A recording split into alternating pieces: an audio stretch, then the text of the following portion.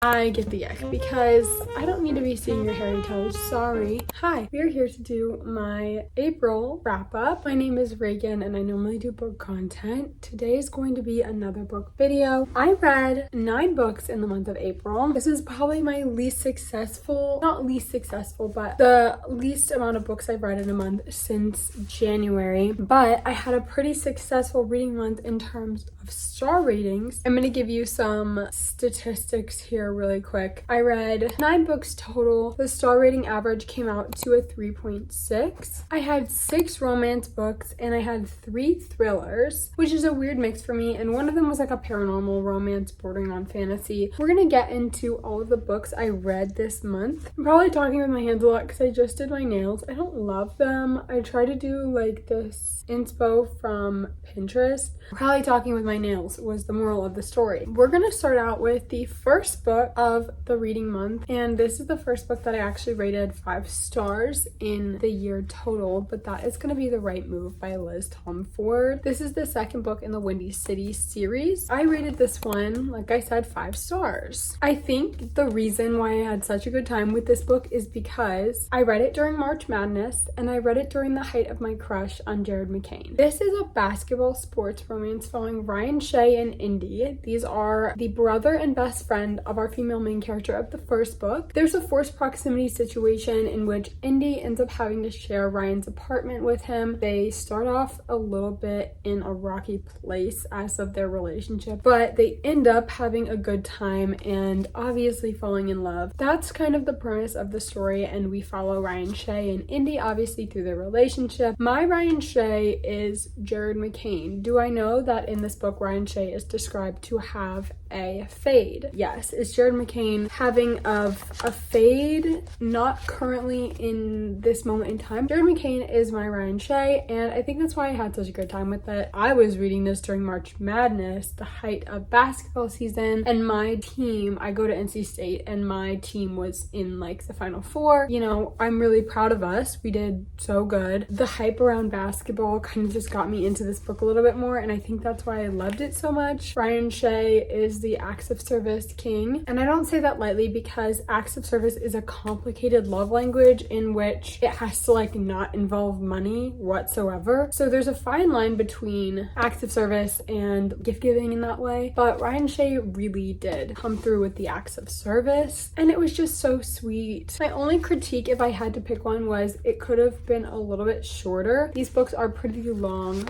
for romance books. I love this series. I definitely am going to be continuing on to the 3rd and 4th one and any other ones that do release from Liz Tomford. The next book I ended up reading was That Time I Got Drunk and Yeeted a Love Potion at a Werewolf. I believe this was on my April TBR. That's something else that I meant to tell you guys in relation to stats. I had 5 books on my April TBR and I ended up reading 3 of them, so that is the majority. This was one of the books that I did read from my April TBR. I ended up rating this a 2 stars. This is the second book in a series, which I hadn't read the first book yet, so that might have contributed to my like lesser enjoyment of this book. It follows Bree and Felix. Bree is a cheesemaker in this small town. She's a human, and recently there's been a pirate ship that has taken refuge in this small town, and it is full of demons and mythical creatures, and our main character Felix is a werewolf. Bree does exactly what the title says, and she accidentally throws a love potion at a werewolf. He ends up falling in love with her, obviously because of the love potion, but also outside of the bounds of the love potion, and there's like also a little fantasy kind of plot and like a cult that they have to deal with. It's very all over the place. It was fun and entertaining, and I am going to continue the rest of the series. I think what really got me about this was the writing style. A very awkward writing style to read, but the plot was fun, the characters were fun. It was like a goofy, silly, like cozy fantasy vibe. The next book I read was the first of my 3 thrillers, The House Across the Lake by Riley Sager. This is my first Riley Sager book. I've heard many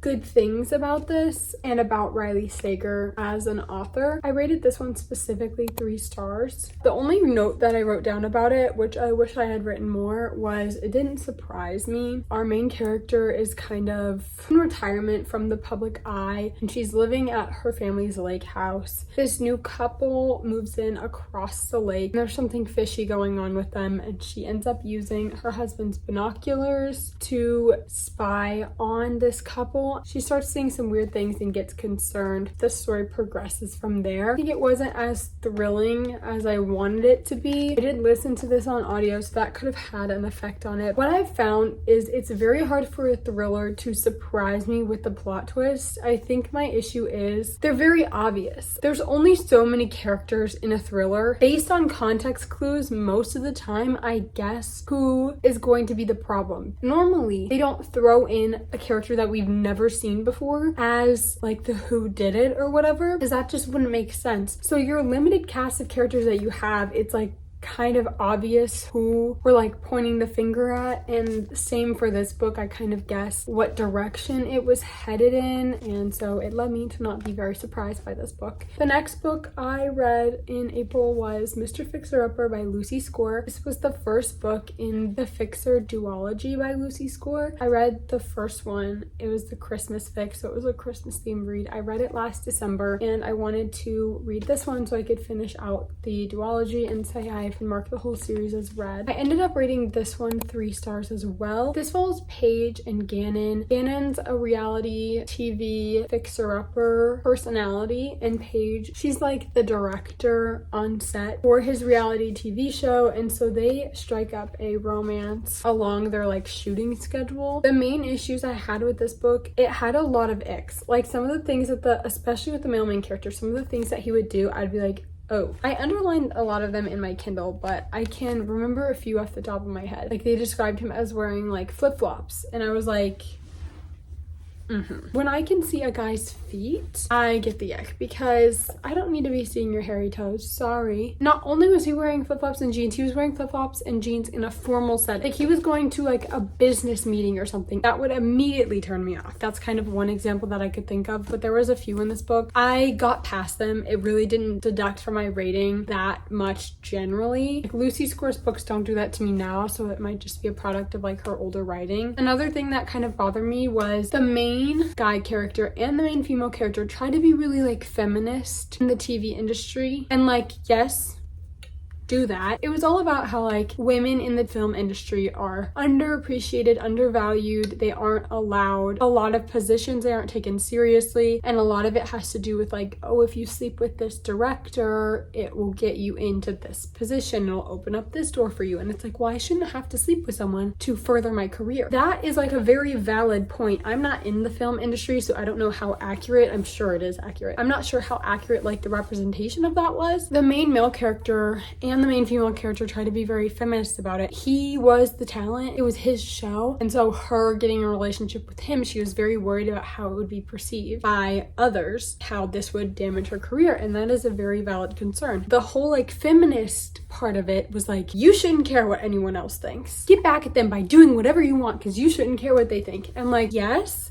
but also the issue is that the perception around her and her career will be permanently altered because of this decision. It's important to acknowledge that and like try and work around it in a way. Yes, you shouldn't care what anyone thinks, but at the same time, like perception is key in a lot of the public industries, and like film and TV and like social media, perception is key. And so you can't always, for the sake of your career, just be like, well, F everyone and whatever they think doesn't matter. Because sometimes, yes, like it will genuinely affect your career path. And I think that was just kind of ignored in this book. And that was something that bothered me. I might have been like thinking too far into it, but I've been talking very negatively about this book. But the pro of this book was it was fun and it made me smile. And the main male character was cute and he did all these cute acts of service things and a lot of gift giving. And he was just like very attentive and he was very clear with what he wanted and he did it. But like there was those few things where I was like confused. But the main reason why I got a 3-star wasn't because of those reasons. It was just because it felt like a 3-star. The next book I read in April was The Soulmate by Sally Hepworth. I rated this thriller a 4 stars. It was a very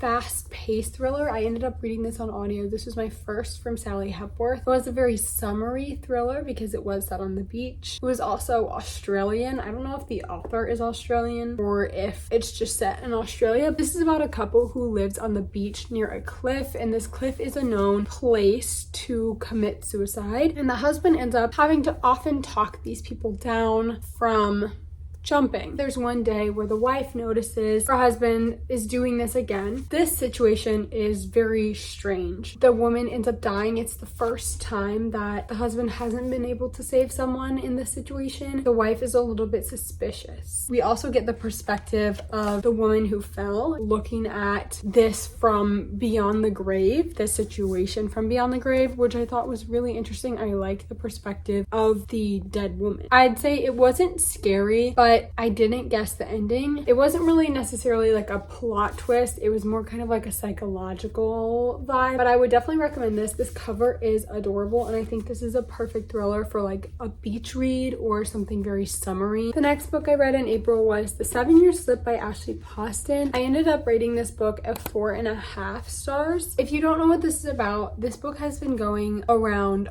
all over social media. This is a magical realism romance. Follows our main character Clementine, whose aunt recently passed, and Clementine has inherited her aunt's apartment. She moves in and she finds out that this apartment slips 7 years into the past. She ends up meeting a man in this apartment from the past, and they kind of form a relationship, but again, time gets in the way of this relationship. The writing in this book was genuinely so beautiful. Like the way that Ashley Poston described things and feelings and people in this book. Let me try and find something. This is a quote that I'm going to read you. It's on the first page, so it's not very spoilery, but this just gives you an idea. Everything about it was magical. The way the light poured into the kitchen in the mornings, golden like egg yolk. The way the study seemed to fit more books than possible, pouring out of the shelves and piled against the far window. So high they almost blocked out all the light. I charted foreign maps in the brick face of the far living room wall, the bathroom with its perfectly high window and frosted glass that reflected rainbows against the sky-colored walls and ornate clawfoot tub. It was the perfect place to paint. My watercolors came alive there, pigments dripping from my brushes as I imagined far-off places I'd never been. And in the evenings, the moon looked so close from her bedroom windows I could almost catch it. The apartment was indeed magical.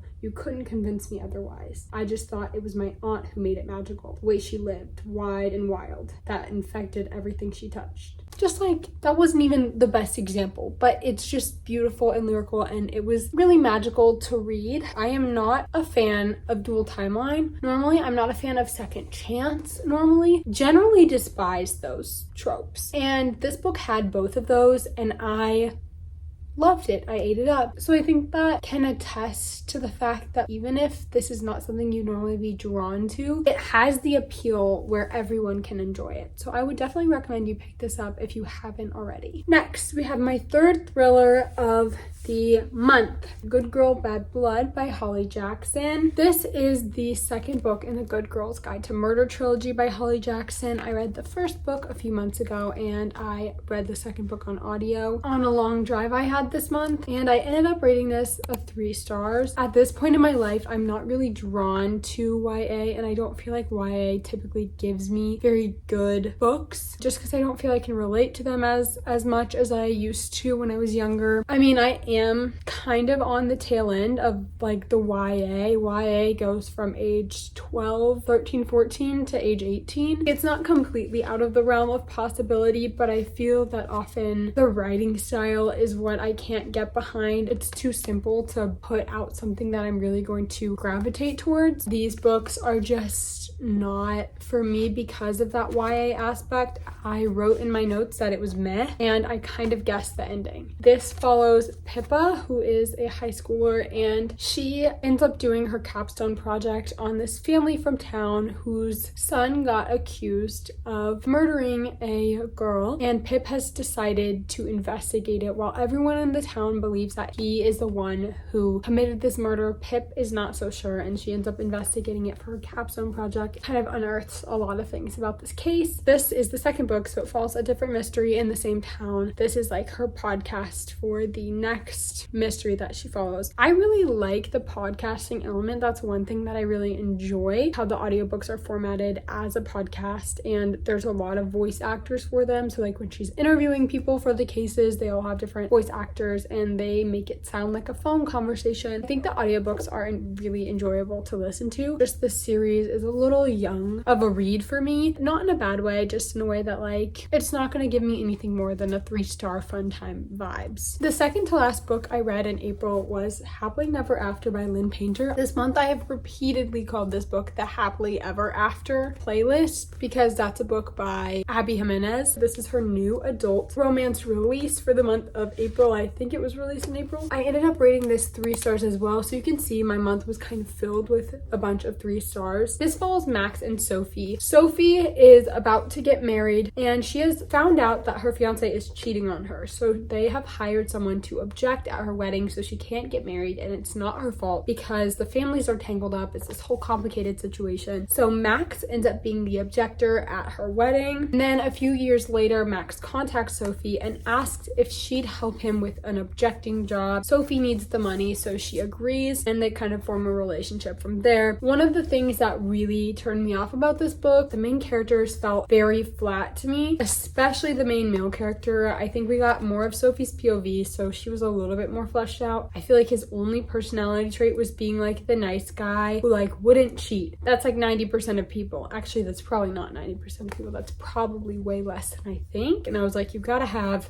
like, get a hobby. And they were both extremely annoying characters in the way that Sophie was just being very disrespectful to Max and his feelings. She'd be like, well, kissing you is like kissing nobody. And it's like, well, that's not very nice. Like, no one would really want to be told that. And then Max was getting on my nerves because it's like, just talk to her. It wasn't bad. There was just a few minor things that I like actually didn't like. It's very short. It's too short to give me an emotional connection to the characters. I would recommend, but like, don't expect something mind-blowing. We have one more book to go over in this video, and this is my other 5-star read of the month. I had 2 5-star reads in the same month, which is crazy for me. This is Elsie Silver's new release, Wild Love. I love Elsie Silver. I've read the Chestnut Spring series by her. This is the first book in her new series, which is the Rose Hill series. I rated this 5 stars. It was so cute. This is following Rosie and Ford, and there's kind of like this childhood friend situation here. Rosie is Ford's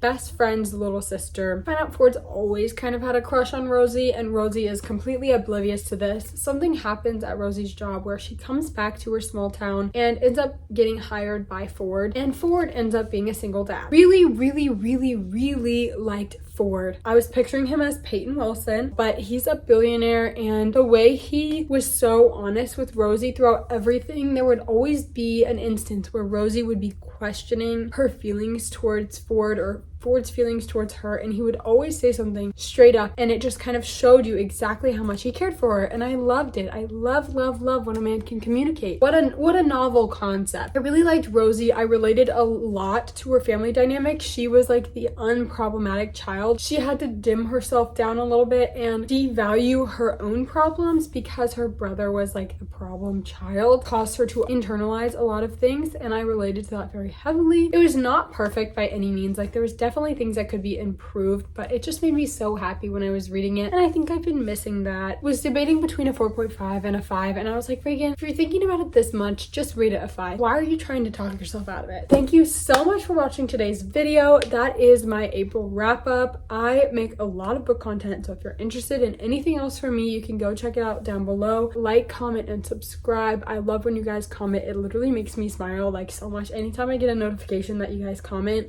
it literally makes my day. If you're feeling it, if you want to, go ahead and do that. I'd love to chat about books with you. I have an Instagram link down below and a Goodreads. If you'd like to follow me, we can be friends on there. Thank you so much for watching. I love you all. I will hopefully see you in the next one. Bye.